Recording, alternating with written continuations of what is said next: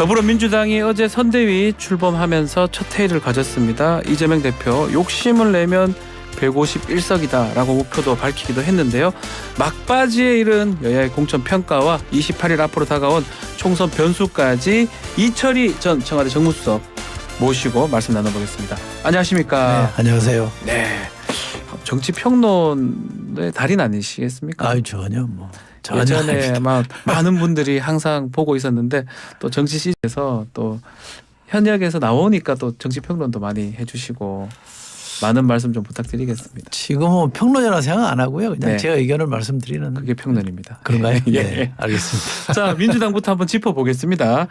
이재명 대표, 이해찬 전 대표, 김부겸 전 총리 3톱 선대위 체제거든요. 진영은 어떻게 보고 계십니까? 잘 꾸려진 겁니까? 김부겸 전 총리가 네. 합류함으로써 이제 통합의 모양새를 만들어졌죠. 근데 제가 뭐 저 같으면 욕심을 내서 임종석 전 실장이나 경선에서 아깝게 탈락한 우리 박용진 의원이나 또 뭐 이탄희 불출마 선언한 이탄희 네. 전 의원이나 이렇게 꾸려도 또 참신하고 통합의 의미가 살지 않을까 싶은데 어쨌든 초반에 공천 난맥상을 극복하고 통합의 모양새로 가는 것 같아서 뭐 그렇게 나쁘다 보긴 어렵고요. 이재명 대표로서는 쓸 수 있는 카드를 썼다고 봅니다. 시간을 좀 두고 해야 되지 않을까요? 박용진 의원은 이제 탈락한 지 얼마 되지도 않았는데 또 하라고 하기도 그렇고. 아니, 그러니까 뭐 선대위를 꼭 지금 해야 되는지는 잘 모르겠습니다만 예. 많은 사람들이 이 박용진 의원이 하위 20%에 들었다. 그것 때문에 이 공천 파동이라는 게 시작된 거 아닙니까? 네. 그렇죠? 근데 결국 대비도 사실은 아직도 뭐 경선에 남아있긴 합니다만 상당히 충격을 준 거기 때문에 또 젊은 사람들을 생각하면 네. 또 많은 사람들이 이탄희 의원에 대해서 기대들이 있더라고요. 저도 이렇게 다녀보면 지금 이제 국민의힘의 한동훈 비대위원장하고 상임위 법사위 상임위에서 서로 그렇죠. 질의를 주고받는 것에 예. 대해서 굉장히 점수를 많이 받았기 때문에 기대가 있어요. 그러면 그런 분들 미래의 주자로 앞장 세우고 또 통합의 의미 살리려면 박용진 의원도 합류하는 게 좋고 저는 그런 모양새가 좋았다는 생각이 듭니다. 임종석 전 실장 얘기도 하셨는데 어떤 역할을 해야 된다고 보십니까? 백의종군 하긴 했잖아요. 선거 관련해서 대책위원회 가야 됩니까? 아니 안 불러주는데 뭐 어떻게 합니까? 또 본인이 또 거절했다는 또 보도도 그건 제가 잘 모르겠습니다. 예. 뭐 어쨌든 본인이 이 밝힌 입장이 있기 때문에 전국 다니면서 적극적으로 지원 유세하겠죠. 박용진 의원 얘기를 했는데 민주당 공천 내용의 시작이 임종석 전 실장이라면 절정이라고 해야 되나요? 뭐 마무리는 아니겠지만 절정이 사실 박용진 의원 탈락이라고 볼 수도 있을 것 같은데 이 민심에 좀 영향을 줄까요? 어떻게 보십니까? 하나하나 영향을 줄 수밖에 없죠. 그게 이제 나중에 종합평가를 되는 거기 때문에 하나의 요인 때문에 선거 이기고 지는 건 아닌 거죠. 근데 쭉 이렇게 누적이 될 겁니다. 예. 민주당을 볼 때 많은 분들이 아니 누가 봐도 의정활동 가장 열심히 하고 실제로 국민들도 그렇게 평가를 많이 해왔지 않습니까? 네. 근데 그런 분이 하위 20%에 들었다? 의아하잖아요. 근데 그 당에서 그 지역에서 두 번이나 국회의원하고 평소에 지역구 관리를 잘하기로 유명하신 분인데 해보니까 졌다. 네. 감점 때문에 졌다. 결국 감점 때문에 진 거 아닙니까? 그럼 이게 과연 공정한가에 대한 문제제기를 할 수 있겠죠. 그러나 선거라는 게 여러 요인이 막 다기하게 막 겹치는 거기 때문에 그렇죠. 그거 하나 때문에 성패가 좌지우지 되지는 않을 겁니다. 4년 전의 공천은 뭐 누가 보더라도 이기는 공천 아니었겠습니까? 지금의 공천은 이기는 공천입니까? 지는 공천입니까? 우리 이철희 수석께서 보시기에는. 지금 선거에 이제 막 들어가는데 아까 한 달도 채 안 예, 남았는데 예. 제가 뭐 이렇다 저렇다 지금 이 순간에 말씀드리긴 그렇고요. 온전히 경쟁력 위주로 승리할 사람을 선별했냐 그렇게 말하기는 좀 어렵다고 봅니다. 그 특히 지금 좀 논란이 되는 분 중에 도봉갑에 전략공천된 안기령 후보 보도도 좀 되고 있는 동네 얘기 동네 어딘지 모른다. 그래서 비판이 좀 되던데 이게 무연고 벼락공천 이렇게 비판을 하더라고요. 저는 개인 후보에 네. 대해서는 이렇다 저렇다 말하기 좀 어렵습니다만 그분과 상관없이 대도시에는 네. 사실 그 지역 출신이냐 아니냐가 저는 큰 의미는 없다고 봅니다. 사실 뭐 도봉구 국회의원하고 예. 성북 국회의원하고 예. 또는 뭐 또 다른 지역에 있는 서울 지역에 있는 국회의원들이 그 지역 현안에만 매몰돼서 국회의원 하는 건 아니잖아요. 또 그 지역의 현안이라는 게 그 지역에 꾸준히 살았던 사람만 잘할 수 있는 것도 아니잖아요. 네. 그러니까 저는 국회의원 우리 법상도 그 지역에 뭐 얼마 동안 살아야 된다는 규정이 있는 것도 없습니다. 아니잖아요. 국회의원은 뭐 전체를 대표하기 때문에. 그래서 저는 예. 뭐 그거 가지고 후보들끼리 공방은 할 수 있겠습니다만 네. 그게 뭐 자격 시비로까지 가는 건 좀 과하다고 봅니다. 그 어제 결국 도종환 또 송갑석 의원도 지금 탈락을 했습니다. 언론에서는 또 비명 행사 또 이렇게 표현을 하던데 나 좀 예상을 했던 겁니까? 저는 예상했습니다. 아, 그 왜 낙마한 겁니까 그러면? 제가 그 민주당 주변의 얘기를 들어보면 지금 같은 경선 구조 또 강성 지지층이 목소리가 클 때 사실상 이기기 어렵다. 우리 흔히 말하는 언론용어로 치면 예. 친명 후보 강한 예. 친명 후보 색깔을 가진 사람과 그 반대 진영에 있는 사람이 경선할 때는 구조적으로 이기기 어렵다는 얘기들을 많이 하더라고요. 그래서 저는 뭐 대체로 어렵지 않겠냐고 짐작을 했습니다. 당원 50, 여론 50이지만 그 당원의 비중이 크기 때문에 여론조사는 아니죠. 투표라고는 예, 합니다만 투표가 많은 맞겠죠. 5만 예. 개 정도 지역구별로 네. 하는 거 아닙니까? 근데 그 응답률이 어느 정도 되는지를 잘 봐야 될 텐데 네. 박용진 의원이 밝힌 거에 의하면 2천 명이 조금 넘잖아요. 어허. 5만 개 정도 했는데 예. 2천 명 조금 넘는 정도 응답을 했다면 거기는 약간 뜨거운 지역이었잖아요. 네. 그렇지 않는 지역은 그만큼 안 나올 수도 있습니다. 그러면 거기에는 아주 확실한 지지층을 갖고 있는 사람들이 응답할 가능성이 있기 때문에 네. 승패에 영향을 주죠. 자, 그러면 이제 문제가 이렇게 컷오프 됐던 분들 뭐 탈당했던 분들 그 사람들이 나가서 무소속이나 지금 새로운 미래 또 개혁신당 등에서 아니면 국민의힘에 가서 이제 출마를 하는데 이게 민주당 입장에서는 원래 우세 지역이 좀 불리해지고 이렇게 될까요? 그럴 가능성은 있죠. 아. 양자 대결로 했을 때 이겼던 지역인데 만약에 민주당 지지 네. 성향의 표들을 뺏어가는 후보가 나왔다라고 하면 뭐 누가 봐도 단순 셈법으로 손해일 건데 문제는 이렇게 해당 지역구별로 케이스 바이 케이스로 봐야 되지 네. 전체적으로 어떨 거다라고 말하기 좀 어렵고요. 그리고 많은 분들이 국힘에 간 사람 일부 있긴 합니다만 네. 대부분은 뭐 불출마하고 당의 결정 수용한다고 했기 때문에 예. 극히 예외적인 선거구가 아니면 크게 영향을 줄 것 같지는 않습니다. 크게 영향을 줄 수는 없을 것 같다. 좀 이런 얘기도 하는 것 같아요. 친문에서 친명으로 가는 길목에 있다. 이번 공천 과정이 이런 시각도 있던데 금태섭 의원 같은 경우 전 의원 같은 경우는 4년 전에는 자기지만 지금 박용진 의원이다. 이렇게 표현도 하더라고요. 글쎄 뭐 그것도 그럴 수 있죠. 아, 그렇게 해석할 수가 그렇게 있다. 본인은 그렇게 해석할 수 있다고 저는 예. 생각합니다. 민주당하고 좀 각을 많이 세웠던 분이잖아요. 네. 그래서 충분히 그렇게 얘기할 수 있을 것 같은데 그때는 지금하고 조금 다르지 않나 싶은데 당 대표가 누구냐에 따라서 그 당의 색깔이나 지향이 조금씩 달라지는 거야. 어느 나라도 다 똑같은 거 아닙니까? 예. 우리 정치도 마찬가지였는데 그 정도가 유권자들이 보기에 뭐 그 정도면 됐다. 그럴만하다이냐 아니면 좀 과하다이냐라는 건데 그간의 평가를 보면 민주당 공천에서 조금 과하다는 평가가 많았던 것 같고 네.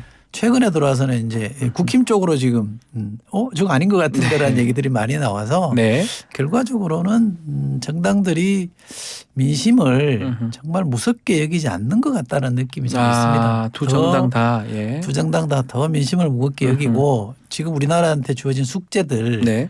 경제위기부터 시작해서 안보위기, 기후위기 잘하든 못하든 닥치고든 여러 큰 파고들이 있잖아요. 네. 다른 나라들도 그거 풀기 위해서 애를 쓰고 있는데 그 숙제를 잘하는데 걸맞는 인사들이 지금 공천되고 있고 거기에 걸맞는 해법들을 나름대로 제시하고 있느냐.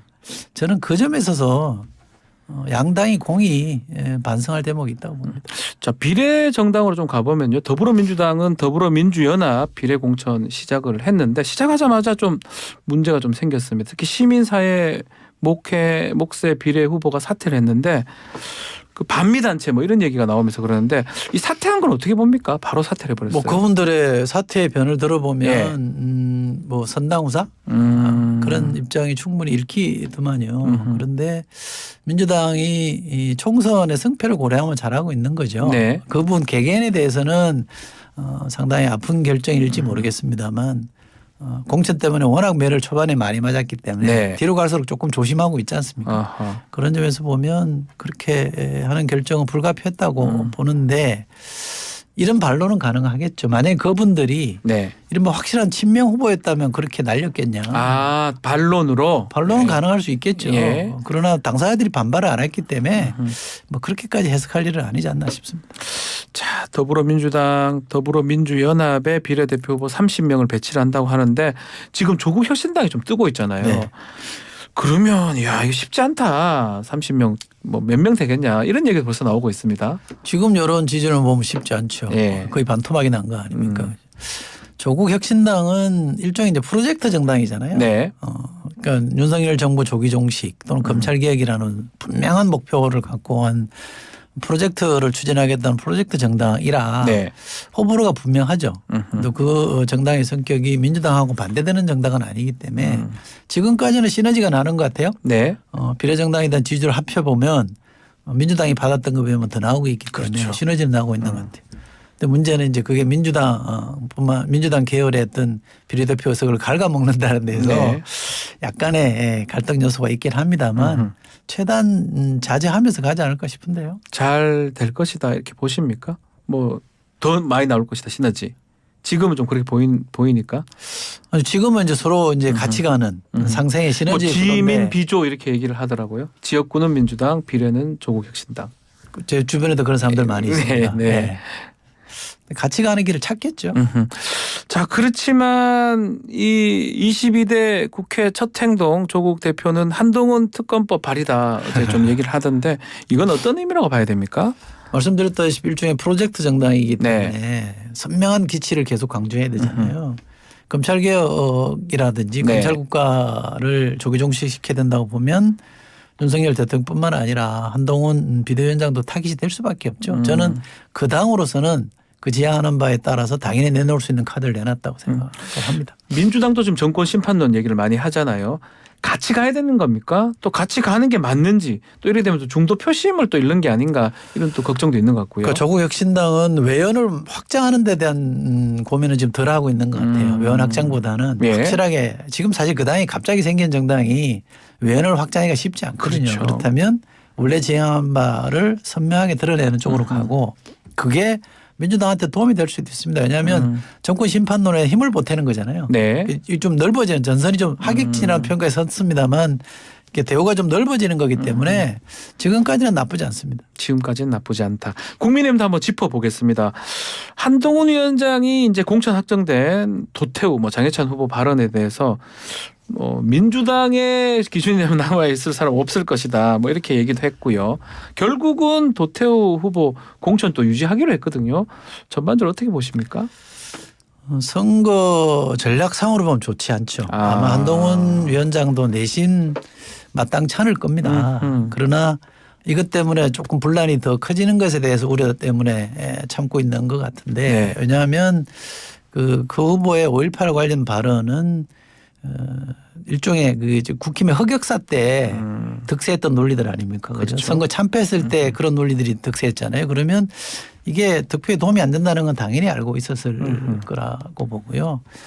다만 한동훈 위원장이 이럴 때는 목소리를 좀 내야 초반에 윤석열 대통령과 차별화가 어느 정도 됐던 것도 네. 두 분의 어떤 갈등이 표면화되면서 된 거 아닙니까? 그래서 뭔가 좀 달라지겠구나라는 이 기대를 한동훈 위원장이 받았는데 네. 지금 저렇게 자꾸 이렇게 눈치를 보기 시작하면 본래 처음에 만들었던 이미지라는 게 퇴색하기 때문에 득표 전략으로도 전 도움이 안 될 거라고 봅니다. 지금 시점에 보면 윤석열 대통령하고 차별화를 좀 성공했다고 볼 수 있습니까? 못했죠. 못했다. 내용적으로 아무것도 달라진 게 없잖아요. 예를 들면 그걸 확인시켜 준 게 예. 이종섭 전 장관의 대사 임명이거든요. 그 누가 봐도 좀 이상하지 않습니까? 네. 수사받는 사람을 갑자기 대사로 임명해서 보내는데 출국 금지됐는지를 몰랐다라고 용산에서 얘기를 한단 말이죠. 네. 그럼 이게 저도 청와대에서 봤습니다만 모를 수가 없는 상황이잖아요. 상황인데 예. 그런 일을 하면 전체 판에 이게 윤석열 정부 심판론에 불을 붙이는 것밖에 안 돼서 그 불을 안 붙이기 위해서 한동훈 위원장이 무진애를 썼지 않습니까? 네. 그래서 두 분의 갈등도 있었고 다르게 자꾸 해보려고 했던 건데 네. 찬물을 끼얹어서 이게 저는 지금 다시 표심을 크게 움직이는 출렁이게 만드는 핵심 요인으로 작용하고 있다고 봅니다. 그 말씀 나온 김에 이종섭 지금 호주 대사입니다. 전 국방부 장관. 이거를 굳이 타이밍에 이게 총선에 영향이 미칠 게 좀 뻔하지 않나요? 근데 이게 왜 이런 대통령실 의중이 있을까? 이건 어떻게 보십니까? 대통령이 계셨으니까. 근래에는 여야를 막론하고 제가 잘 설명이 안 되는 이해가 안 되는 일들이 가끔 있어요. 예. 이거는 총선이 지금 한 달 조금 그러니까요. 덜 남았잖아요. 예. 그러면 총선 끝나고 가도 되거든요. 뒤에 해도 되잖아요. 상관없잖아요. 근데 왜 지금일까? 아무래도 저는 해석이 잘 안 되는 것 같고 일종의 부주의 아니면 예. 특정인의 고집 아닐까 싶은데요. 고집이 짐작입니다. 것이다. 예. 알 수가 없으니까. 네. 자, 국민의힘 얘기 좀 더 해보면 어제 중성동을 경선에서 하태경 의원 탈락하고 또 이 하태경 의원이 좀 반발을 좀 하는 것 같습니다. 원데이터 좀 공개해달라. 이해하기 어렵다라고 하는데 이거 어떻게 보십니까? 글쎄 제가 내용을 잘 모릅니다만 네. 데이터 공개는 한동훈 위원장이 천명한 원칙이기 한다고 때문에 했잖아요. 예. 당사자한테 보여주고 이게 이렇게 됐다라고 설명하면 될 일 아닌가요? 그래서 본인 설명에 따르면 1차 투표하고 결선 투표하고 며칠 지나지도 않았는데 자신은 오른 게 아주 소수인데 상대인 이해은 후보는 매우 많이 올라가지고 이게 가능한 얘기냐 이렇게 하는데 이게 앞으로 또 데이터 공개해가지고 또 하태경 의원이 또 반발할 수도 있지 않을까요? 그 데이터를 보면 판단할 수 원데이터 있겠는데요. 보면. 1, 네. 2, 3등이 경선에서 네. 1, 2등이 추려지고 3등이 떨어진 거 아닙니까? 네. 그럼 3등 표가 어디로 갈 거냐가 중요하잖아요. 그렇죠. 이 3등 표가 2등 후보한테 가면 뒤집힐 수 있죠. 그게 결선 투표의 묘미 아닙니까? 네. 근데 그게 이상하다고 저는 보지 않고요. 네. 다만 본인이 이상하다고 하니 당으로서는 보여주고 설명을 하면 납득이 되지 않을까요? 알겠습니다. 이용 의원도 본선행 티켓을 따냈습니다. 이제 국민의힘 이 전반적인 지금 공천 어떻게 평가를 하고 있습니까? 초반에 조용한 공천으로 네. 갔는데 그렇게 민주당에 비하면 노이즈가 커 보이진 않아요. 당사자들이 크게 반발하는 경우도 없고. 네. 근데 내용적으로 보면 좀 저는 실망스러운 것 같아요.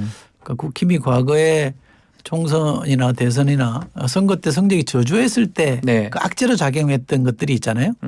이미 다 알고 있는 것들이 있습니다. 네. 5.18에 대해서 북한군이 개입했다든지 이른바 약간 극우적 발언들이 있잖아요. 그것들을 지원해내는 게 중요할 텐데 네. 막판에 그런 것들이 자꾸 생겨나면 저 당이 안 달라졌구나. 한동훈 위원장이 왔는데도 그대로구나. 뭐가 달라질 거지? 그러면 다시 심판론으로 갈 수밖에 없잖아요. 그래서 저는 초반에 민주당이 공천 때문에 어려움을 겪다가 그래서 지지율이 좀 빠졌습니다만 네. 다시 이제는 좀 팽팽한 국면으로 갔고 이종섭 전 장관건이라든지 지금 당내 공천에서 이런 잡음이라든지 또는 더 크게 보면 의대 정원 문제를 잘못 다루면 판이 심판론으로 저는 확 기울 수도 있다고 봅니다. 자, 그렇지만 지금 보도 보면 170석 국민의힘 예상하는 또 평론하는 분들도 있는 것 같고 선거 전문가 중에 이재명 대표 목표는 잘하면 151석이다 이렇게 하던데요. 자, 앞으로 판세도 한번 좀 짚어주시겠습니까? 제가 판세를 잘 못 짚는 사람 중에 하나입니다. 워낙 네. 잘 틀리는데. 안 그렇습니다. 현재 지금 판으로 보면 두 당 다 과반하기는 좀 어려워 보이지 않나 싶어요. 그런데 20 며칠 남았기 때문에 네. 달라질 수 있을 겁니다만 현재 만약에 내일 투표한다 그러면 두 당 다 과반 의석 갖기는 쉽지 않을 거다라고 보고요. 네. 다만 두 당 간의 우열은 치열하게 각축을 하고 있는 것 같아요. 네. 바닥에 깔려있는 정서는 심판론이고 지금 심판론을 다시 자극하는 불지르는 여러 사안들이 좀 발생하고 있고 네. 다만 민주당에 대한 불만들을 가진 분들이 또 많이 형성이 돼 있기 때문에 이분들은 민주당 찍기 어렵다라고 한다면 네. 양자가 다 굉장히 어려움을 겪는 요인들이 있거든요. 그 두 개를 각자 어떻게 푸느냐에 따라서 총선 결과가 달라질 텐데 지금 이 상황으로 놓고 보면 170석 말하는 거 또는 과반 의석을 말하기는 어렵다. 민주당이시니까 민주당이었었으니까요. 의원하셨으니까 민주당이 좀 아쉬운 부분은 어떤 게 있을까요? 또 앞으로 좀 그건 좀 바꿔야 된다. 총선 이제 얼마 안 남았는데. 민주당이 온전하게 심판론이 득세, 심판 프레임이 작동할 수 있게끔 해주는 게 제일 중요합니다. 지금은 당대표가 누구냐, 어느 세력이 잡느냐 이런 게 중요한 게 아니라 네. 윤석열 정부가 만 2년 차 될 때 치러지는 선거라고 하면 네. 거기에 대한 중간 평가로서 국민들이 표를 던질 수 있게 해줘야지 다른 요인 때문에 헷갈리게 만들면 예. 민주당이 손해거든요. 예. 또 국회 입장에서는 심판론이 작동 안 되게 만드는 데 선택 요인이 그렇겠죠. 있는 거죠. 예, 선거가. 이 팽팽한 프레임의 싸움에서 민주당이 초반 실점들을 만회하고 조금 더 대범하게 미래지향적인 모습 음흠. 또 하나는 뭐 특검이라든지 네. 뭐 디올백이라든지 이런 것만 갖고 하지 말고 경제 문제, 네. 안보 문제에 대해서도 민주당이 대안 세력으로 설 수 있는 그런 모습을 보여주는 게 전 중요할 거라고 봅니다. 알겠습니다. 저 국민의힘 얘기는 또 구체적으로 다른 또 평론가 모시고 또 말씀 좀 들어보도록 하겠습니다. 자, 오늘 말씀 여기까지 듣겠습니다. 이철희 전 수석과 함께했습니다. 감사합니다. 고맙습니다.